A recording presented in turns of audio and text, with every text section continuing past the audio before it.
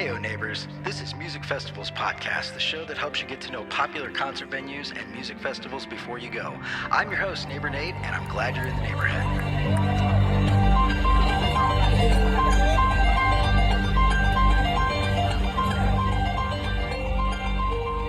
Welcome back, neighbors, to Season 1, Episode number 16 of the Music Festivals Podcast. I am your host, Neighbor Nate, and this is the end of Season 1 of the Music Festivals Podcast.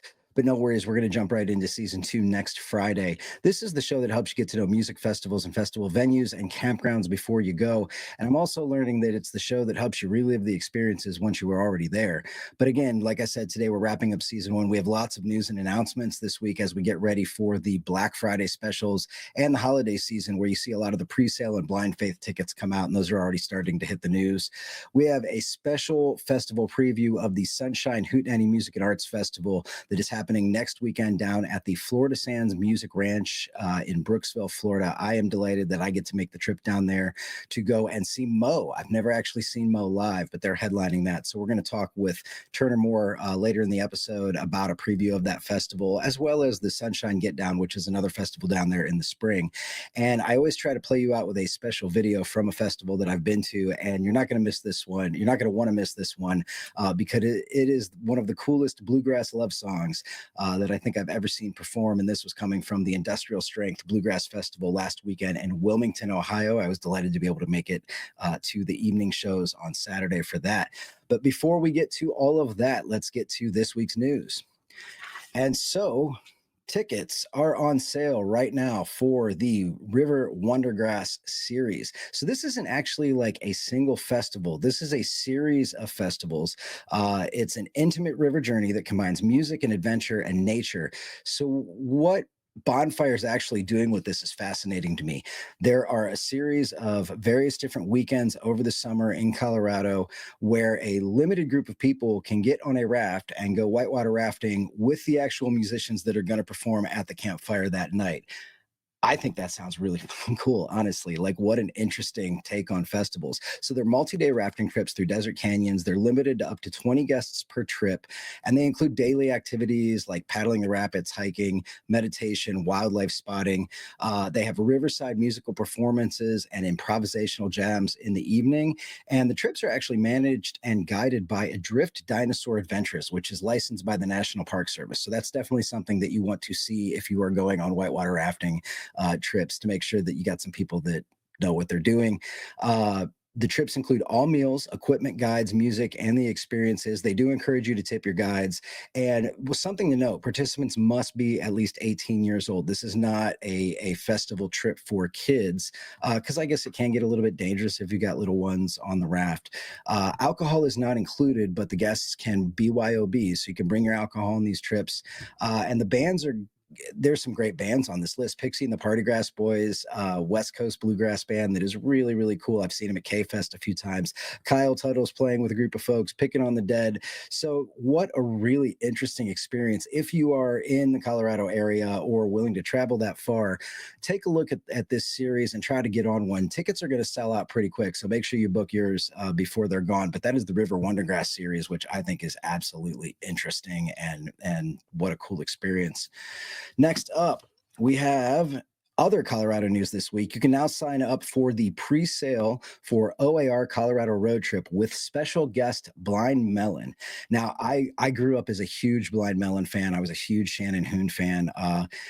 I still put them on. Like, I listen to those CDs when I'm having a rough day, because it's something about it just picks me up. But you can sign up for these. So these are happening June 20th, 2025 at the Gerald R. Ford Amphitheater in Vail, and then June 21st, 2025 at Red Rocks. So there's your chance to go to Red Rocks. What a cool place to see O.A.R. and Blind Melon. I'm a Columbus guy, so I grew up in college going to O.A.R. shows at the Newport and everywhere else. Huge fan of O.A.R., Crazy Game of Poker, things like that. The pre-sale code is OAR25.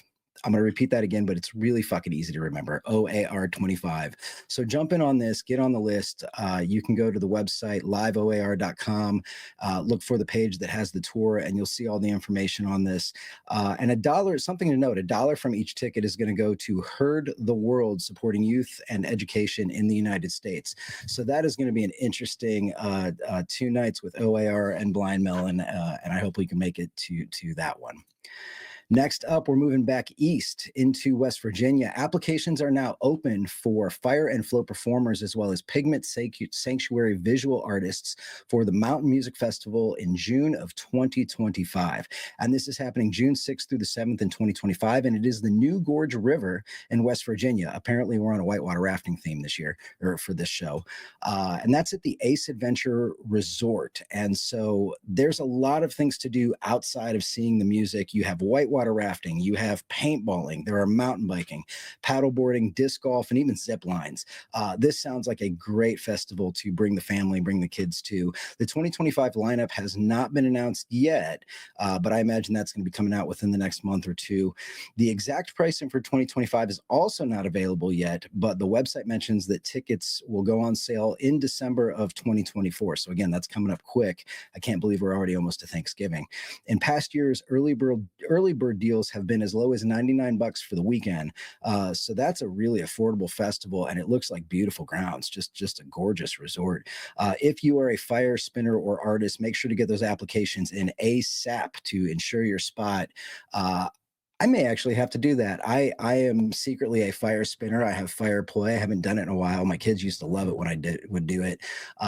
But it's cool that it's actually formalized at this festival, that you have to apply to spin fire and things like that. So again, check out mountainmusicfestwv.com for more info on that. And again, I'm going to put all these links in the show notes on YouTube and in the blog post on the website. So you'll be able to find those resources anywhere you go. But again, if you're a fire spinner or an artist, make sure to get those applications in as soon as possible. And in other news, we have the Midnight Jam 2025 dates have been announced. So this is a very small festival in Ohio. It's happening June 12th through the 14th, 2025, and it is at Roost on the River in Newark, Ohio. I, for one, did not know that you could actually camp in the municipality of Newark, Ohio, but apparently there are campgrounds right along the river. And it looks, if you look at the map, it looks like it's right downtown. The lineup's going to include Trial by Fire. That's a Dave Katz project. Dave Katz from Acoustic Hookah. The Chatfield Boys, who I actually got to see at Grassfire this year. They were great. Smilin' Joe, Blue Moon Soup, I've seen dozens of times in the Ohio Festival circuit, and Chris B. There's going to be more artists to be announced there, but there are 50 premier campsites near the stage and about 100 total campsites available. And there are some limited RV spots that will be available on site. Dogs apparently are allowed, but must be leashed at all times, which isn't a bad idea. Although I'll be honest, there's some conflicting information. Maybe it was left over in years past. So it says dogs are allowed, and then another place it says no pets. I'm not sure which one it is, but weekend passes include 2 nights of camping, and camping is first come, first serve. It is a smaller venue, and the early bird, this is probably one of the cheapest festivals you're going to get to in 2025. Early bird is just over $60 for the weekend, and that's GA, and then it's going to go up to about $100 for the weekend as well. But a super affordable festival if you're in Ohio, and anything Dave Katz does. Trial by Fire, I've heard, is great, but anything Dave Katz does is awesome. So I'm excited about that one too. And finally, we have Bonaroo. Bonaroo pre-sale begins next week, and this lineup is going to be crazy. There's way too many people to mention on the lineup, but it's going to include Pretty Lights, Red Hot Chili Peppers, Eggy, Joe Russo's Almost Dead, John Batiste, and Green Sky Bluegrass. Always love to see Green Sky. The True Roo pre-sale begins Thursday, November 21st at 12 p.m. Central Time. So that's going to be in Tennessee time. And the cheapest price mentioned for Bonaroo tickets from previous years has been about $344. However, and I caught this off of a Facebook thing, and I didn't share the actual post because I lost it, but there was a post put out for the Roo Insider 4-day pass for 2 listed at $26,000.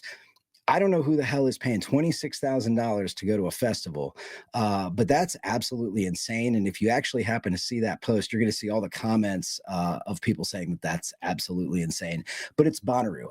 Nothing against Bonaroo. I've only been once. I went to Bonaroo 2008. It was a great time. Got to see BB King, got to see Dave Chappelle, got to see Yonder Mountain String Band with Jeff. Really, really great time. It was hotter than balls the entire time. Like it was like 90 and humid the entire time. So it is not a festival for the faint if you've never been to Bonnaroo, because there's like 80 to 100,000 people there. It's going to be hot, but you're going to be able to see all kinds of great acts. And there's all kinds of experiences, right? And the thing is going 24/7 when you're there. There's a radio station, everything else. So if you've never been to Bonnaroo, it's definitely worth going once. I'm not sure if it's a festival for me or not, but who knows? So that is it for this week's music festival news. After the break, we're going to get into my conversation with Turner Moore, who's the founder and promoter for the Sunshine Music Festivals. There's two of them, Sunshine Hootenanny Music and Art Fest, and then in the spring, the Sunshine Get Down, which is a little bit bigger, I believe. And he's going to give us a preview of what the Hootenanny is going to look like, and that's happening next week at the Florida Sands Music Ranch in Brooksville, Florida. Very excited to be doing that, but we're going to get to more of that when we get back from the break. Hey, neighbors, Camping Gear Deals is your premier Instagram profile to find the latest and greatest in camping and outdoor equipment at unbeatable prices. We provide daily curated deals on top-notch camping equipment featuring everything from tents and backpacks to portable stoves and hiking accessories and so much more. Each item has been carefully selected to make sure that when you get to your next festival, you'll be set up and comfortable and ready to get the party started. Follow at camping_gear_deals on Instagram and look for the link in the bio to find new deals each day. Leave a comment on the posts with products you're looking for and make sure to be a good camp neighbor and tag your friends. That's at camping_gear_deals on Instagram. If you like Music Festival's podcast and good deals, follow, like, and share on Instagram and support the show. Welcome back, neighbors. We have a very special guest on the show today. So I first learned about the Sunshine Get Down Festival that happens in Florida in the spring from my brother who lives in Tampa, Neighbor Nick. You've heard of Neighbor Nick before. And that led me to find out a little bit about the Sunshine Hootenanny, which is actually happening November 21st through the 23rd, 2024. So I'm joined today by Turner C. Moore, who is the owner of Obsession Productions, who actually hosts the Sunshine Music and Arts Festivals, and that's both of them. Thanks for hopping on short notice, Turner. I appreciate it. Thank you, Nate. Thanks for having me. So we were talking a little bit before we started, but this is the first year of the Hootenanny. Tell me about. You showed me a great big checklist that had a million things on it that you're probably doing, but tell me about the first year of the production for this one. So it's our first fall event. It's our first Hootenanny. It's the third event we're doing at this music ranch, which is a great full-time music venue. And we're very lucky because we only started on it really in July, and we put it together in a short period of time. But we lucked out because we have Mo headlining for 2 nights, and a bunch of other great bands. Dogs and Pile, Karina Reichman, Bobby Lee Rogers are our national touring bands, and we have all kinds of regional support bands. Very cool. It seems like there's kind of a dead flavor to it, to a lot of the bands. I was just looking at the list of the names. Is that really, does it lean more towards the jam band type of genre? Absolutely. I've been a Deadhead for 40 years. And let's see. There's nice. Yeah, I'm looking right behind that. That's cool. So yes, but we didn't want an all dead event. We really want to mix. And I like to say this is the world's best mixtape. We've got classic rock, southern rock, some reggae, a little bluegrass. It's a really good broad mix, something kind of for everybody. Very cool. And band centric. You talked about you said there's about 1,000 people, so it's going to be a pretty good sized festival. What else do you guys have planned? I noticed activities like there's a sound meditation workshop. One thing that actually hit me hard was you guys have fire dancers in the field. I want to find out about all the other stuff going on too. So the music ranch is a great park. As I said, it's a full-time music venue. It's about 80 acres, and there's a large field in the back. We've had a really wet summer down here in Florida, and wet fall, and more than half the field is submerged still from flooding. Yeah. So it doesn't affect the rest of the event. People aren't going to have muddy feet and everything. It's, it's away from the stages and all that stuff. But we are moving the fire dancers so that they're happening during the show, kind of adjacent to the main stage. There's a patch of grass where we've had them before.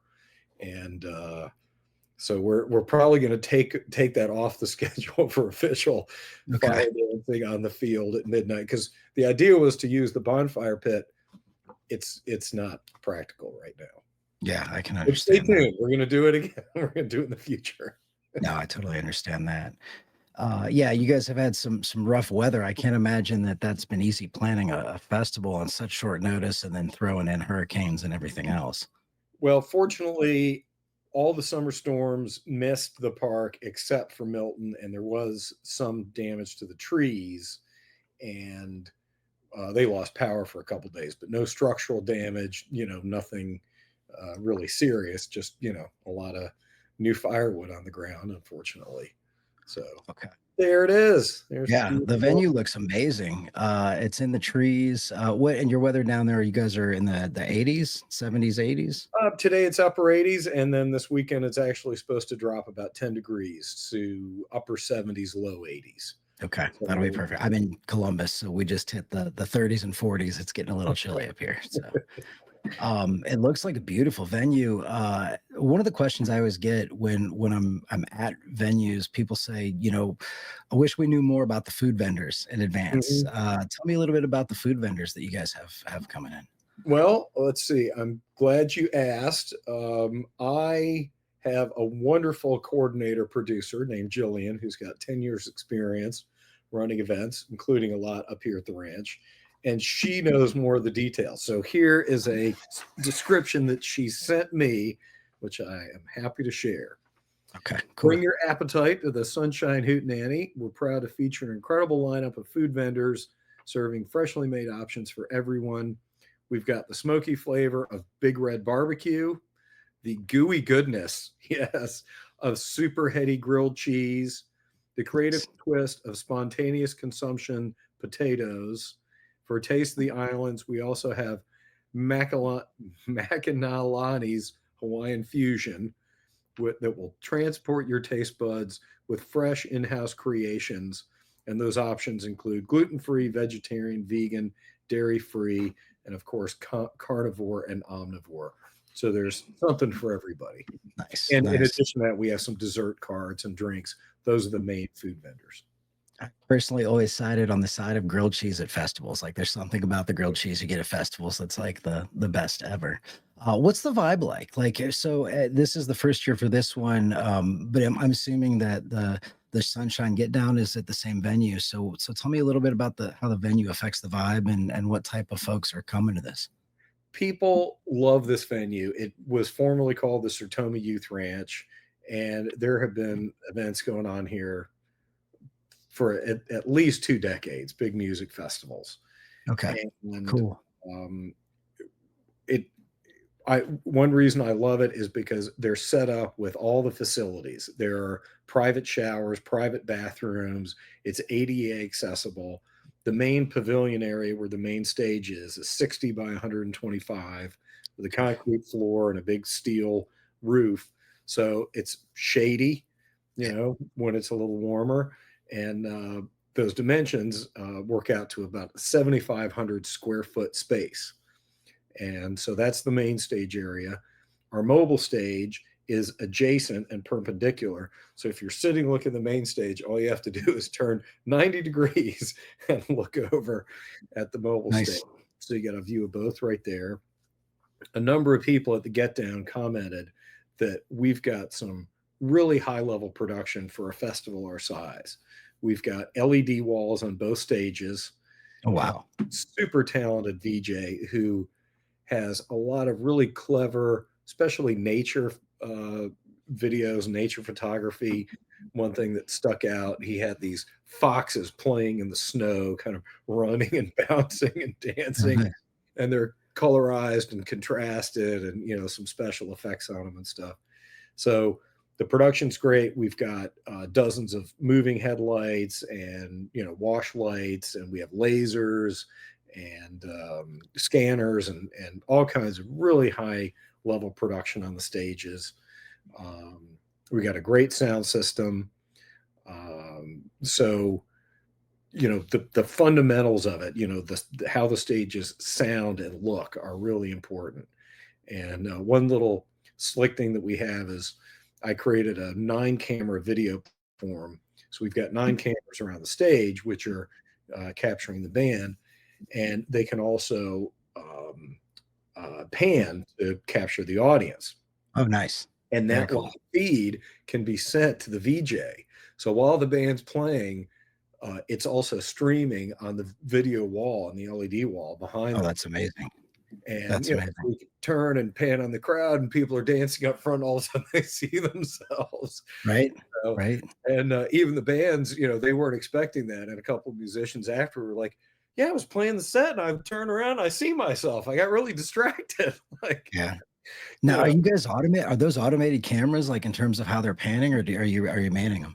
No, actually, I personally man them because I enjoy Okay. it, and I've got some experience with video production and short film and editing and all that stuff. Okay. So after the first get down in 2023, we realized we didn't have nearly good enough assets for marketing promotion in the future. And like you said, the park looks great, Yeah. but if somebody's looking at it from out of state, there's very little to help them understand, what it's like. So at the get down this past May, we focused on all the stage stuff and the performers so we can get that, but then we also got the drone shots and Nice.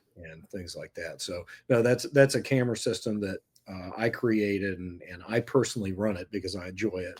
Yeah. And then at the end of the show, if everything is mixed and if all goes well, we will post clips of the day that night after, like, one song from each band. Okay. Very cool. Are you guys live streaming on Nugs or anything like that for the show? Not yet, because the park is rural. We're it's about 45 minutes north of Tampa, kind of in between Tampa and Orlando. It's rural. There's not a hard data line that goes out there yet, and there's no site-wide Wi-Fi. Yeah. So we haven't quite solved that problem. And to stream at a consistent level, you need 25 megabits per second. Yeah. And we haven't found that at an affordable price. So yeah, that's a long answer. The huge barrier for festivals with live streaming. You get, like, I was in Cincinnati seeing Goose the other night, and if you watch Goose's production and the way that they do things, it's fantastic when they're live streaming.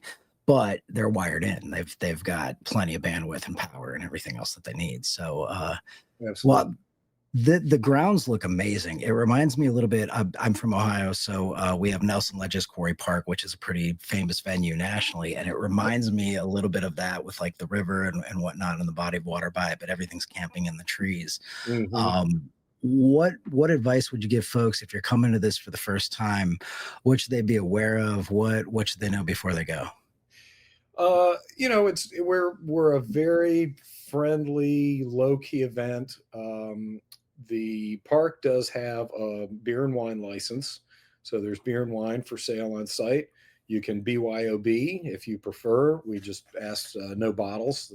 The venue doesn't want any glass on site. Yep. Kids and dogs are welcome. We've got about 24 12 and under tickets sold. They're free. They just need a ticket, to get in, track attendance and stuff. And we probably have about 36 so far, 13 to 21-year-olds. And I love that. I love seeing younger people coming. So kids and dogs are welcome. It's BYOB.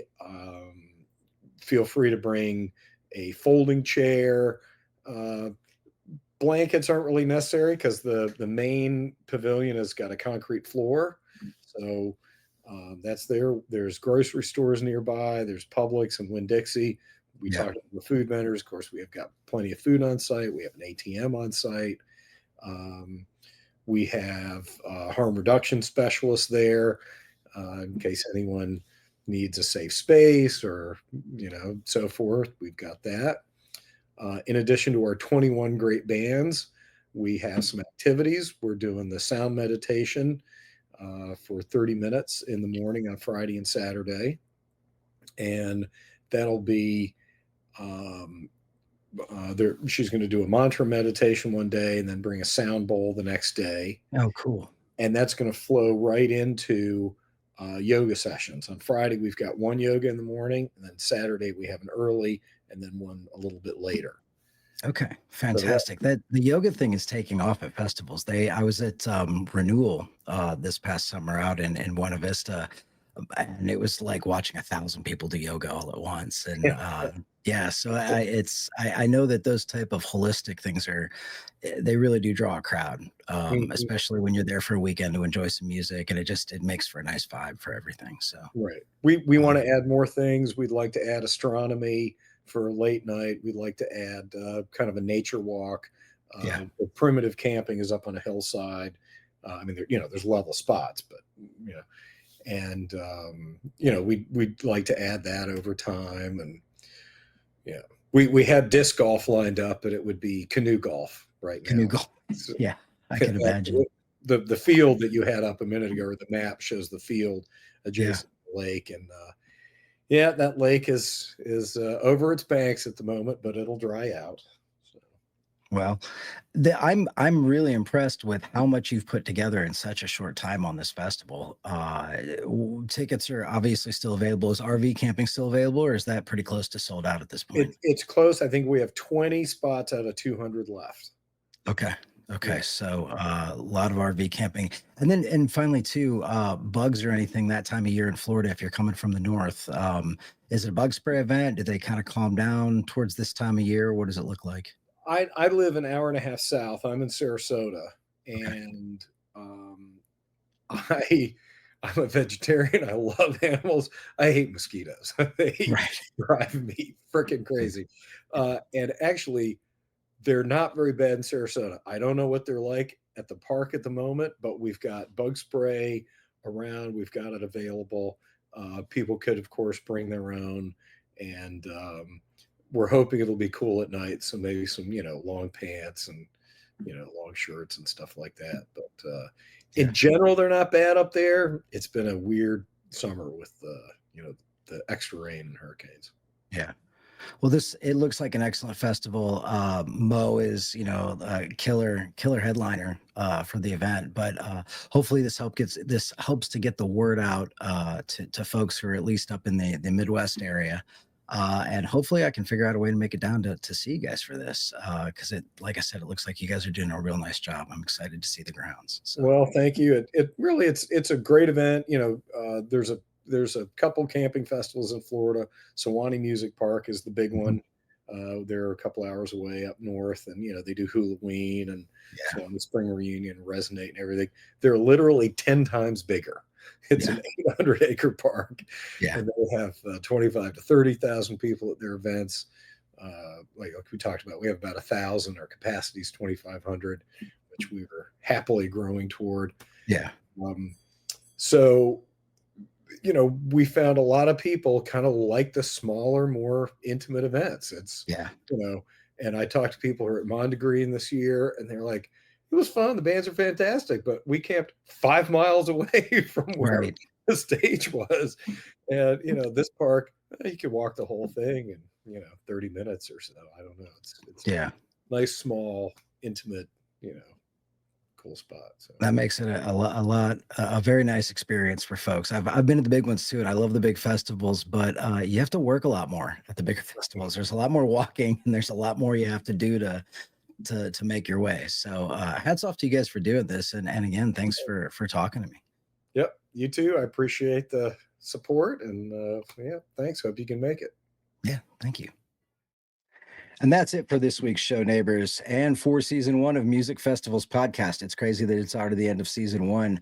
I started this, and now I'm looking back, and I'm like, shit, there's 16 shows and a whole YouTube channel and almost 1,400 plus subscribers. And I'm grateful for all of you. I'm grateful that I get to do this.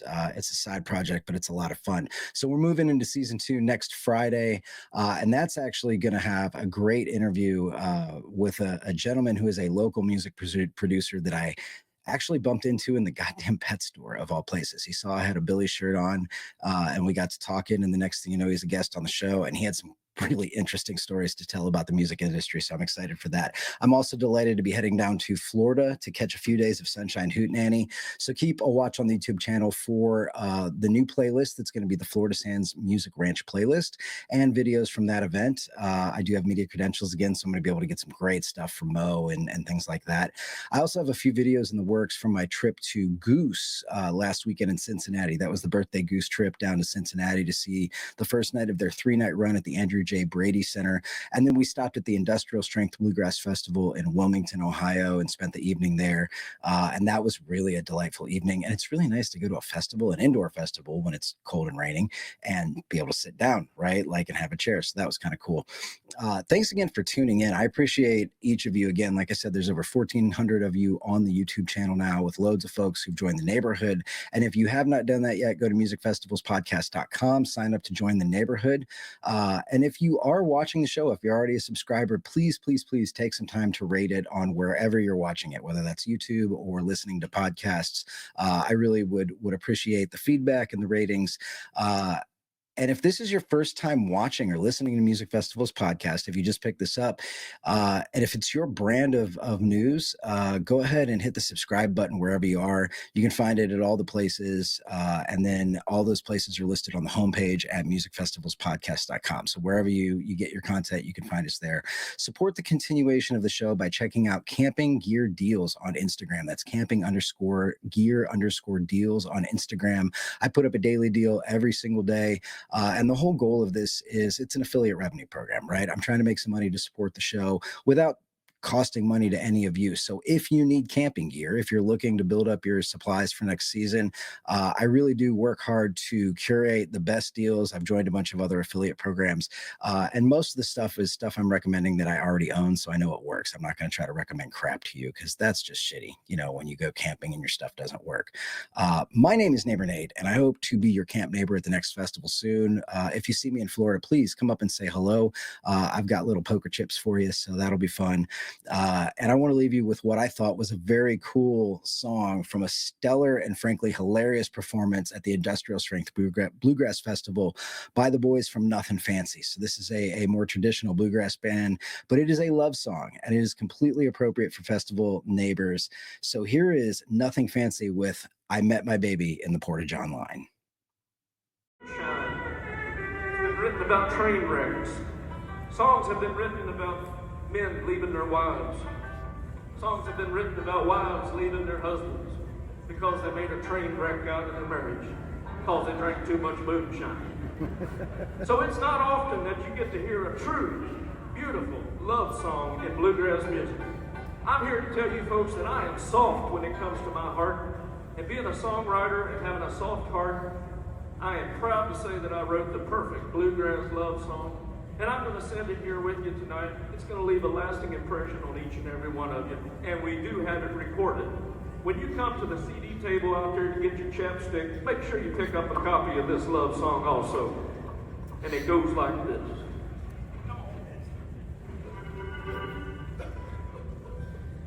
It'll be all right. Jacob, check that big TV over and see how I look. Pretty bad. Not helping. There's plenty of moisture.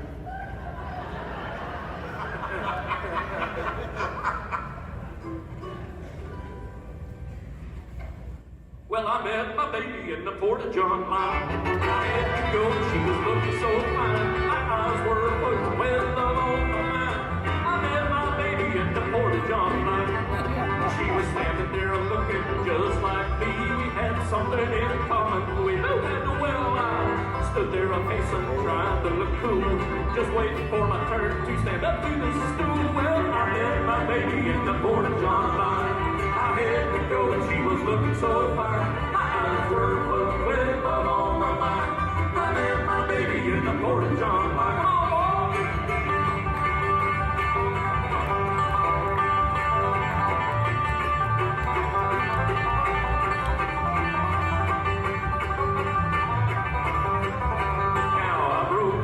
And I said hello. She said, I really can't talk. I really got to go. I said, don't worry, we're in the same boat. She said, it's a good thing, cause I'm about to make it float. Well, I met my baby in the Porta-John line. I had to go and she was looking so fine. My eyes were floating with love on my mind. I met my baby in the Porta-John. Come on, tiny boy.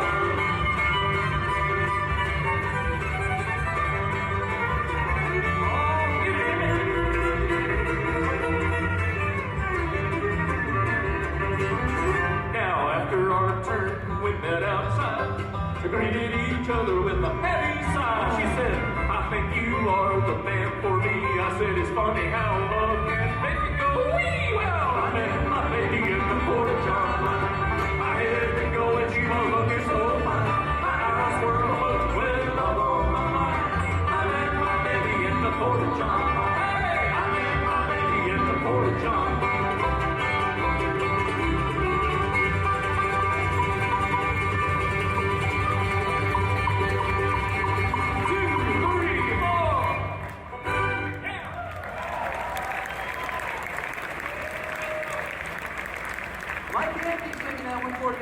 You're a wonderful audience. We love you. Thank you so much. Nothing says love like a Porta-John. Right. And it is recorded on the album called Reflections. Must be in porcelain.